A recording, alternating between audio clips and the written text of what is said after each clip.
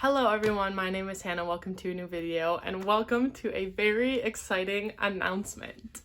So my good friend Christina from Christina's Chapters and I decided that after reading House of Sky and Breath, we want to read, or for me, reread every single Sarah J. Maas book ever. And we thought it would be super fun to do a read-along and then do a live show for each of her series and do like a spoilery discussion for everything. Many of you may know already that I am a huge Sarah J. Maas fan. I've read all of her books. I've reread most of her books many times, and I have like several Sarah J. Maas themed tattoos. My favorite book of all time is A Court of Mist and Fury. I've read it 10 times. I'm just a huge fan. I'm resisting the urge to say I'm a massive fan. Obviously the pun is terrible. But yes, we want to do a read-along of all of her books and do some spoilery discussions of everything.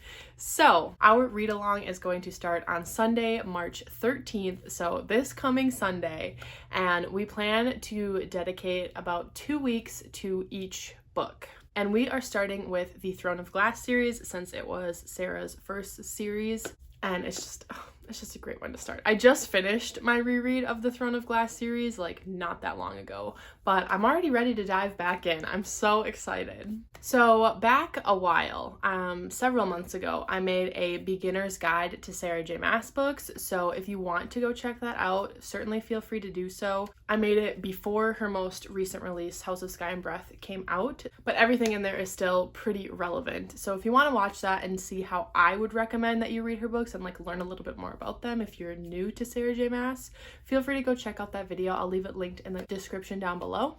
But my personal favorite way to read the Throne of Glass series is to start with The Assassin's Blade.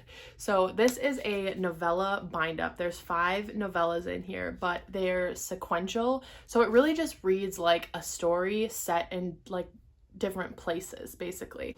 If you don't know anything about the Throne of Glass series, this series follows a young assassin named Selena. It basically follows her journey. I don't want to say too much about it because I really feel like that's all you need to know. It follows this young assassin, Selena. That's it. That's all you need to know going into it. If you know more, that's obviously fine. But like, if that's all you know about it, it's going to be so much fun to discover everything about this. But yeah, I recommend starting with The Assassin's Blade. A lot of people debate on like where in the series you should read this book. I personally feel like you should read it first. I just think that it has more impact if you read it first because you get to see where Selena's story really starts. Some people think that you should read it before like Empire of Storms, before some of her later books, or after the 3rd book. But yeah, I personally think that you should read it first. But you definitely need to read it before Empire of Storms. Like there's so many important things that happen that you need to read this before you read Empire of Storms. So my recommendation is to read it first. That's when we're going to do it for the read along, but you could read it really at any time. I feel like it has more impact if you read it first, but you definitely need to read it before Empire of Storms. Anyways, there's my tangent on that. So yes, 2 weeks of this. So from March 13th to March 26th is when we plan to read this. And this schedule is not like hard and fast rules that you have to follow this. We are just dedicating about 2 weeks to each book. You can certainly read them faster or slower, but we'll be doing our live show when we finish the series, which is scheduled out about 2 weeks for every book. So I'll pop up a picture of the schedule like on the screen here, and then also I'll leave it down in the description down below because I'm not just going to go through the schedule for everything because again, it's very arbitrary. Like you can read it following this schedule or you can read it at your own pace.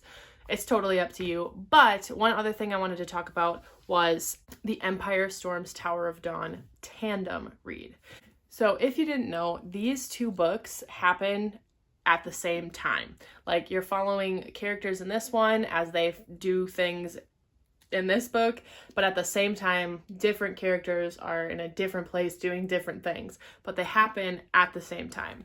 And when they were released, this one was released and then we had to wait a year and then this one was released. So you could just read Empire of Storms and then go into Tower of Dawn. But I personally think it's fun to read the story as a whole, like to read it as almost one giant book. And there is a blog post telling you what chapters you need to read at what time. So like you read chapters 1 through 5 of Empire of Storms, and then you read chapters 1 through 5 of Tower of Dawn. Then you read 6 through 8 of Empire of Storms, and then you read 6 through 10 of Tower of Dawn. But the tandem read is how I read it when I did my last reread, and it was super fun because like I don't know, it was just really, really fun. So I would recommend doing a tandem read. I will leave the link to the blog post telling you what chapters you need to read of each book in order to follow that tandem.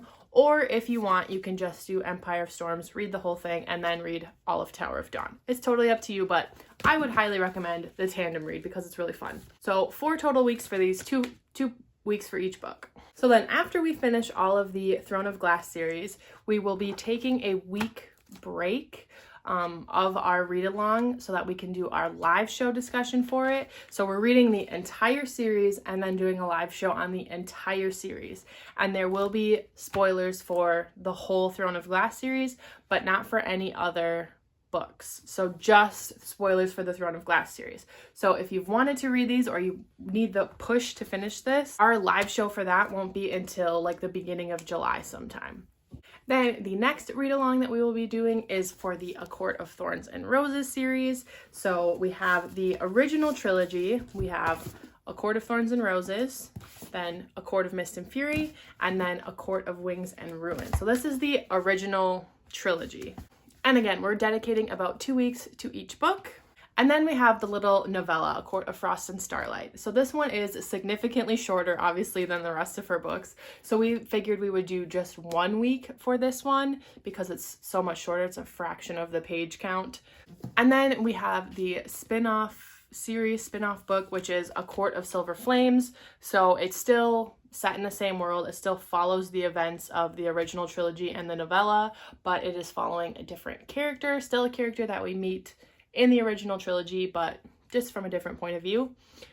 If you're curious, I got this cover off of Etsy from a shop called Stars That Dream. So this is just a cover meant to like look like the original books, because when they remarketed the ACOTAR series, they changed the covers. So I have those over here.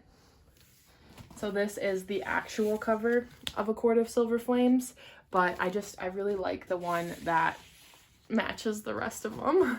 I just think it's really cool. Again, 2 weeks for each book except for A Quart of Frost and Starlight. We'll give 1 week to, since it's so much shorter. I'll pop the schedule up on the screen here if you want to take a look at how that'll go. And then I'll also leave that in the description down below. And then our live show will be sometime in mid-September. And then when we do that live show, we'll take another like week break. And then we will be moving on to Sarah's standalone book, which is Catwoman Soul Stealer.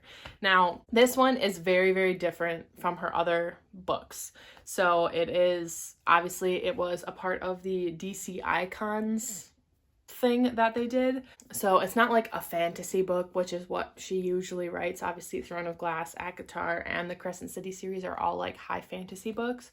This one is just set in the modern world following Catwoman. But obviously, if we're going to do a Sarah J. Maas read-along of every book, we have to include this one. I do feel like this is probably her least popular book, but I still enjoyed it when I read it. It has been a hot minute since I've reread it, so I'm actually looking forward to reading this one. This one is just a standalone, so we're going to kind of lump it with the Crescent City series live show because there's only 2 books in that one, and these ones obviously have more.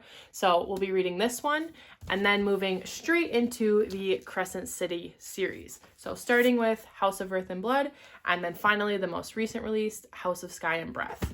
So I'll pop up the schedule here again for these 3 books, and then we will do a live show that will be like a giant discussion of every Sarah J. Maas book. So it won't specifically, like, we'll obviously talk about these books a lot, but it will also include every book and a discussion of everything and theories on future books and stuff like that. And this giant live show will happen sometime in the beginning of November. So we've got several months to try to read all of these books. And her books are just so seriously bingeable. Once you finish one, you just want to pick up the next one right away. So hopefully reading them like bi-weekly every 2 weeks works out for you. Otherwise, you can always watch the live shows, like play them back, because I'm sure that we'll be having a really fun time. So I hope that you are going to join us for this read along. I am so insanely excited about it because obviously Sarah is my favorite author. And I just think that it will be really fun to discuss all of her books. And yeah, I'm just really excited. I hope that we have a really good discussion in each of the live shows, and I'm just so excited. So yes, I hope that you can join Christina and I for this read along and for our live show discussions. Again, I'm so excited. I can't wait to do this. If you made it to the end of this video, please leave the black heart emoji, that's my favorite emoji, to let me know that you made it to the end of this video. And thank you so much for watching, and I will see you all in my next video. Bye!